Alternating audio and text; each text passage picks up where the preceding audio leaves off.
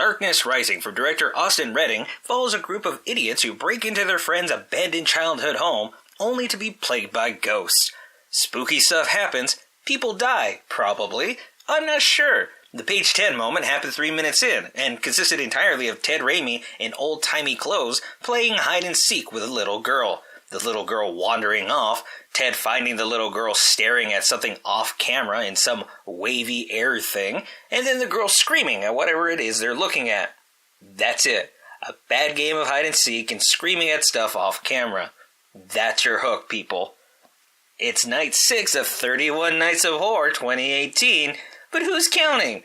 I'm Cinematico Magnifico, and this is the Nightly Chill. Ted Raimi deserves better. There, I said it. I'm noticing a pattern in all these horror movies available on Netflix. A lot of them open with these too long or too short opening sequences where nothing actually happens. Like, at best you get what happens here, which is this tease of something happening. But it all happens off camera, because they didn't have the money to show you anything, but wanted to pretend like they were actually trying to be ambiguous or mysterious. But all they really did was give you the finger. Sees, screams at spooky shit off camera isn't a plot point in and of itself, goddammit. It's like nobody takes into account context and dramatic build-up when they steal the opening scene to Ghostbusters. I skimmed through the rest of the movie. It's just a haunted house movie with a really stupid, convoluted reason for them to be in it. And as far as I can tell, Ted Raimi doesn't even show up in the rest of it. It's just these kids in the modern day getting what they deserve. So, why Ted Raimi? Why a little girl in hide-and-seek in the past? Did Ted Raimi just show up to set one day looking dapper as shit and ask to be in the movie?